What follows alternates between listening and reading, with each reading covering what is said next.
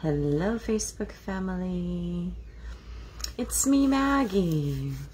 How are you today?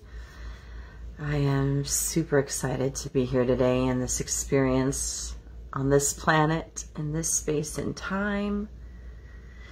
That is keeping me at the present moment, thinking about just being here right now. And that's what we talk about oneness is. We'll say things like one love and loving each other unconditionally, opening our hearts to one another. What you do to others comes back at you, right? That's what we think of, that universal cycle of energy. But oneness is also being so present in the moment that you merge with everything around you. That's that final state of oneness. But some of the phases, and I just posted about this in detail of the levels of your experience. You know, at first you're not so caught up in the past wounds and worried about the future, which is fear, those energies. And when you're not teeter-tottering between those past and present and future experiences, even though most of the time worry and fears and all that, I mean, it's pointless because it hasn't even happened. It's your brain just attracting those things. So when we can become centered and one in our minds and one with our breath even, those are our first stages of enlightenment. And the mind chatter starts to cease, becomes less. And this is why meditating, even focusing on a point, staring at a candle flame, whatever that may be for you, walking in nature, opening your energy, your aura, connecting to the earth so that you can receive all the beautiful oneness of being present here on the planet. But yeah, the more you can practice the mind not jumping, including the eyes darting, you know, when you're talking to someone, but you can literally focus on the words. And I know this is very hard in our present experience because a lot of people do have ADD and ADHD. And what this is, I feel, is higher frequency humans who are able to multi-dimensional task and work and think. However, in doing so, you also realize, sort of like a ninja, that you can come back to your focus, to your still point. And you practice getting yourself there quicker and quicker. So that's a really big part of it, and that's where a lot of people are at. Right? So finding those ways of calming your vibration, again, nature, the elements, maybe for you it's a pool of water, Epsom salt baths. So connecting that way to what you need to ground and center yourself. In my classes, we do a lot of different things to get there. So you could figure out what works best for you, right? Including guided journeys, which help activate and open you into those experiences. And so the second stage is when you just like feel one with everything. Like you feel it in your heart even. You feel connected to the sky. You feel connected to that bird and that experience of its song. That really hit me today. And then you allow yourself to experience the wonders of the world. The wonders of what's out there that we don't always notice because we are fast. We're like, when we go by a tree, we're like a blip on the radar to this tree who's been here for so long, right? Is ancient, is believed to be in Native American, the standing people. And those standing people, as we learn in some of my Celtic Reiki classes, have, you know, just like we do, roots that go so deep.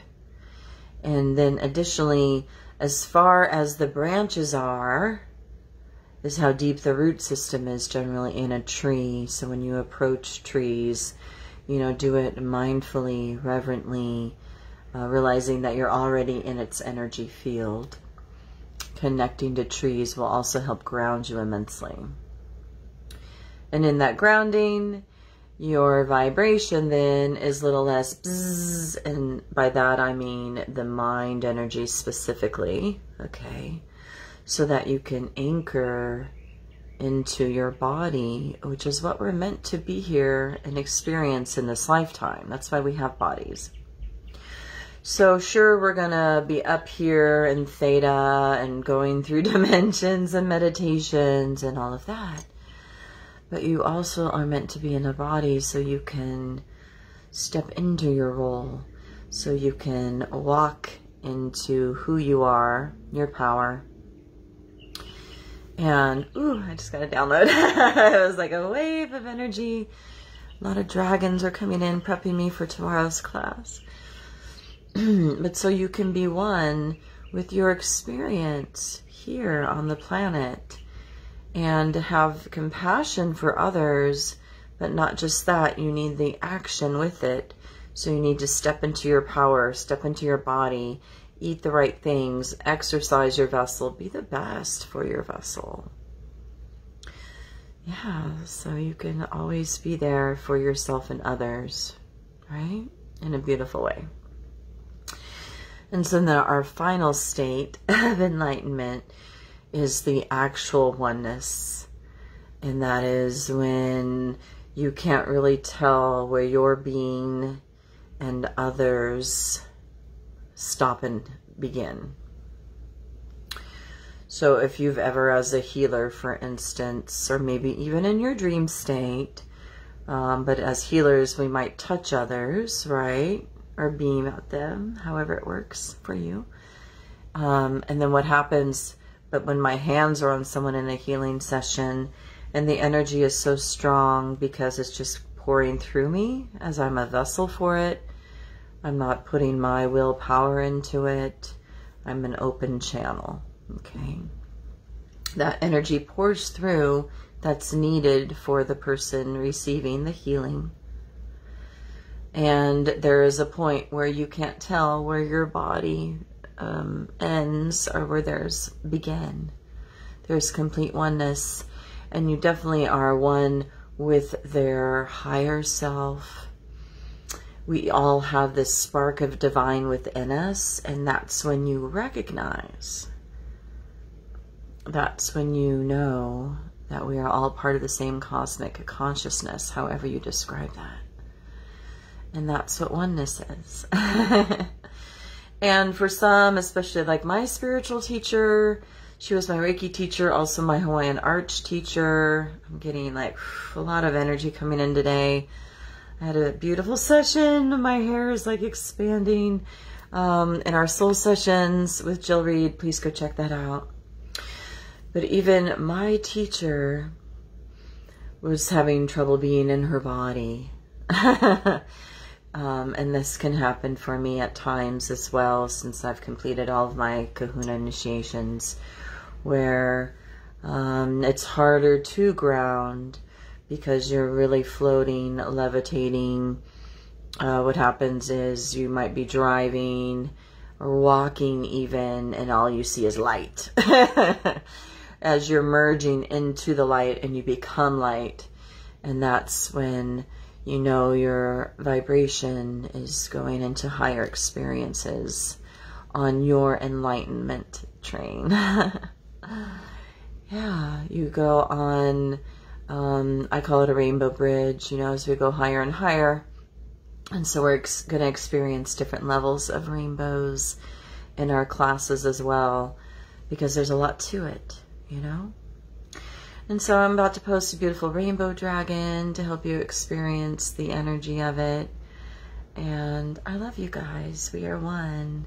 Drop me a comment. Let me know that you're either ready for the Dragons of Lemuria class tomorrow, or you just, you know, resonate with this transmission of light. And I love you. We are one. Namaste.